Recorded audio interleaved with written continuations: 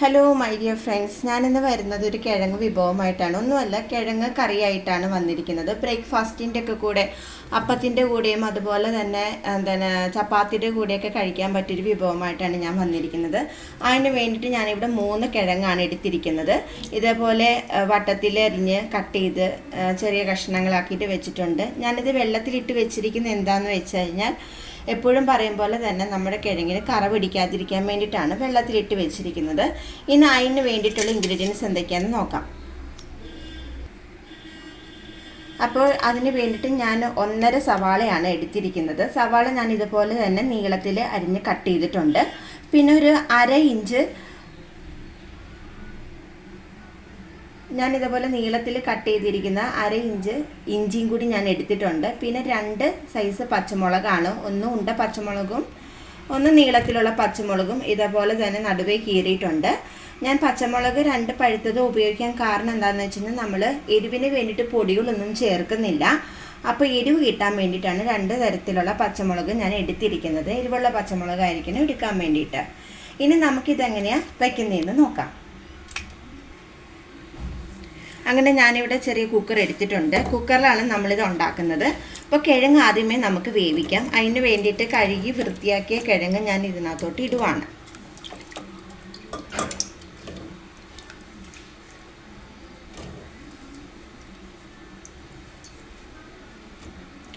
അതിനുശേഷം അരിഞ്ഞ് വെച്ചിരിക്കുന്ന ഇത്രയും ഇൻഗ്രീഡിയൻസ് ഞാൻ ഒന്നിച്ച് ചേർക്കുവാണ്. സവാള, പച്ചമുളക്, ഇഞ്ചി എല്ലാം നീളത്തിൽ വേണം കേട്ടോ അരിയാനായിട്ട്. എന്നാൽ മാത്രമേ ഞാനെല്ലാം ഒരുപോലെ അരിയുന്നതെന്ന് വെച്ച് കഴിഞ്ഞാൽ, എങ്കിൽ മാത്രമേ പെട്ടെന്ന് നമുക്ക് വെന്ത് കിട്ടത്തുള്ളൂ. പെട്ടെന്ന് വെന്ത് കിട്ടാൻ വേണ്ടിയിട്ടാണ് അങ്ങനെ ചെയ്യുന്നത്. ഇതിനാവശ്യമായിട്ടുള്ള മഞ്ഞൾപ്പൊടി, ഉപ്പും ചേർക്കാം.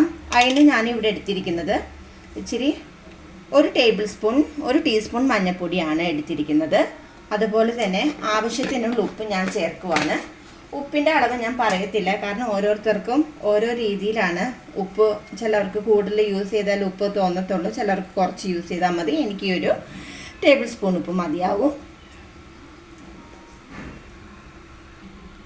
അങ്ങനെ ഞാൻ എല്ലാം ചേർത്തിട്ടുണ്ട്. മഞ്ഞൾപ്പൊടി, ഉപ്പും ചേർത്തു. അതിലോട്ട് നമുക്ക് ആവശ്യത്തിന് വേണ്ട വെള്ളം ഞാൻ ആഡ് ചെയ്തിട്ടുണ്ട്. ഞാനൊരു 1.5 കപ്പ് വെള്ളമാണ് ഒഴിച്ചിരിക്കുന്നത്. അപ്പോൾ ആവശ്യത്തിനുള്ള ഉപ്പൊക്കെ ആഡ് ചെയ്തിട്ടുണ്ട്. ഉപ്പിൻ്റെ പാകം എല്ലാവരും കറക്റ്റായിട്ട് നോക്കണം. എന്തെന്ന് വെച്ച് കഴിഞ്ഞാൽ, കിഴങ്ങ് വേവിക്കുമ്പോൾ കിഴങ്ങിൽ ഉപ്പ് പിടിക്കാൻ വേണ്ടിയിട്ടാണ് ഞാൻ അങ്ങനെ പറഞ്ഞത്. ഇനി നമുക്കിത് അടച്ചു വെച്ച് കുക്കറിൽ 2 വിസിൽ വേവിക്കാം. 2 വിസിലെന്ന് പറയുമ്പോൾ ഒന്ന് സിമ്മിലിട്ടിട്ടും പിന്നെ അതുപോലെ തന്നെ ഒന്ന് നമുക്ക് ഒന്ന് ഫുള്ളിലിട്ട് 1 വിസിലും പിന്നെ സിമ്മിലിട്ട് 1 വിസിലും ആയിട്ട് അടിക്കാം. അങ്ങനെ നമ്മൾ വേവിക്കാൻ വെച്ചിട്ടുണ്ട് അടുപ്പത്ത്. ഇനി അതിലോട്ട് നമുക്ക് ഇനിയൊരു ചെറിയൊരു കടായി, ഞാൻ അലുമിനിയത്തിൻ്റെ കടായാണ് ഞാൻ യൂസ് ചെയ്യുന്നത്. ആ കടായി ചൂടായതിന് ശേഷം അതിനകത്തോട്ട് നമുക്ക് 2 ടേബിൾ സ്പൂൺ വെളിച്ചെണ്ണ ഒഴിക്കാം. ഇനി വെളിച്ചെണ്ണ ഒന്ന് ചൂടായി വരണം. അതിന് ശേഷം ഇതിനകത്തോട്ട് നമുക്ക് കടുക് പൊട്ടിച്ചിടാം. എണ്ണ ചൂടായിട്ടുണ്ട്. ഞാൻ ഇതിനകത്തോട്ട് കടുക് ഇടുവാണ്.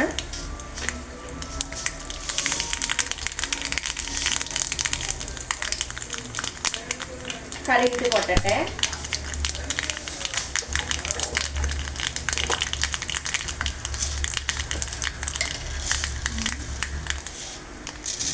കടുക് പൊട്ടിയതിന് ശേഷം എൻ്റെ കയ്യിൽ ഒരു 1/2 സ്പൂണോളം നമുക്ക് ഒരു 1/2 ടേബിൾ സ്പൂണോളം നമുക്ക് ഉഴുന്ന് പരിപ്പ് ഇടാം. ഉഴുന്ന് പരിപ്പ് ഇടുന്നത് എന്താണെന്ന് വെച്ച് കഴിഞ്ഞാൽ, നല്ല സ്മെല്ലുമാണ്, നല്ല സ്വാദുമാണ്. ഈ കടുകൊക്കെ ഇട്ട് നമ്മൾ എന്തെങ്കിലും താളിക്കുമ്പോൾ, അതുപോലെ തന്നെ ഈ തോരനൊക്കെ നമ്മൾ വെക്കുമ്പോഴത്തേക്കും ഞാനിവിടെ കടുക് പൊട്ടിക്കുമ്പോൾ അതോടൊപ്പം തന്നെ ഉഴുന്ന് പരിപ്പ് ഇടും. തോരനും പിന്നെ ഈ കിഴങ്ങറിയൊക്കെ വെക്കുമ്പോൾ. അപ്പോൾ കടുകൊക്കെ ഇട്ട് നല്ലപോലെ പൊട്ടിയിട്ടുണ്ട്. അതിനകത്തോട്ട് നമുക്ക് ഇച്ചിരി ഉഴുന്ന് പരിപ്പ് ആഡ് ചെയ്യാം. പിന്നെ അത് നല്ലപോലെ ബ്രൗൺ കളറായിട്ട് വരണം.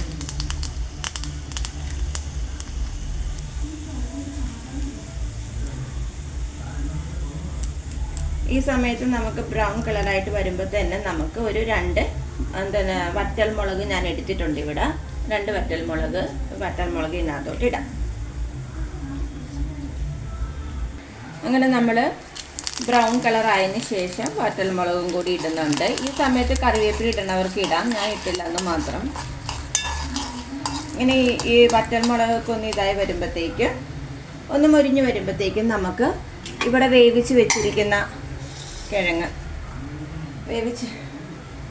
ആവിയൊക്കെ പറക്കുന്നുണ്ട്, വേവിച്ച് വെച്ചിരിക്കുന്ന കിഴങ്ങ് നമുക്ക് ഇതിനകത്തോട്ടിടാം. ഈ സമയത്ത് കിഴങ്ങൊക്കെ നന്നായിട്ട് ഉടഞ്ഞ് കിട്ടിയിട്ടുണ്ടാവും.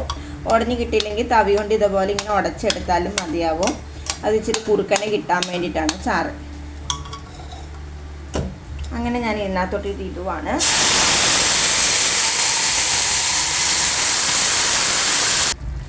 അങ്ങനെ നമ്മൾ താളിച്ചൊക്കെ ഒഴിച്ചിട്ടുണ്ട്, താളിക്കുന്നതിലോട്ട് കിഴങ്ങ് ഒഴിച്ചിട്ടുണ്ട്. അങ്ങനെ നമ്മൾ കിഴങ്ങ് ഇച്ചിരി നമ്മളിങ്ങനെ ഉടച്ചു കൊടുക്കണം. എല്ലാം ഉടയ്ക്കേണ്ട കാര്യമില്ല, ഉടഞ്ഞിട്ടില്ലെങ്കിൽ ജസ്റ്റ് ഇങ്ങനെ താവി കൊണ്ട് ഉടച്ചു കൊടുത്താൽ മതിയാവും. അങ്ങനെ ചെയ്യാൻ എന്താണെന്ന് വെച്ചിട്ടുണ്ടെങ്കിൽ ഈ ചാറിനൊരു തിക്നെസ് കിട്ടാൻ വേണ്ടിയിട്ടാണ്, കണ്ടില്ലേ, ഒരു തിക്നെസ് കിട്ടാൻ വേണ്ടിയിട്ടാണ് ഞാൻ അങ്ങനെ ചെയ്തത്. അപ്പോൾ ഈ സമയത്ത് ഉപ്പൊക്കെ പാകമാണോ എന്ന് നോക്കണം. ഇതെൻ്റെ മമ്മിയുടെ റെസിപ്പിയാണ്. മമ്മി എനിക്ക് ബ്രേക്ക്ഫാസ്റ്റിനൊക്കെ ഞങ്ങൾക്ക് അപ്പത്തിനും അതുപോലെ തന്നെ ചപ്പാത്തിക്കൊക്കെ ഉണ്ടാക്കി തരുന്നൊരു കറിയും കൂടിയാണ് കിഴങ്ങ്. വളരെ എളുപ്പമാണ്, ട്രൈ ചെയ്യുക എല്ലാവരും.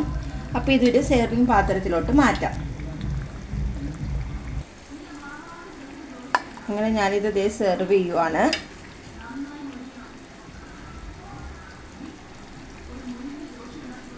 അപ്പോൾ എല്ലാവരും എൻ്റെ ഈ കറി ഒന്ന് ട്രൈ ചെയ്ത് നോക്കുക. വളരെ എളുപ്പത്തിൽ ഉണ്ടാക്കാൻ പറ്റിയതാണ് ഇത്.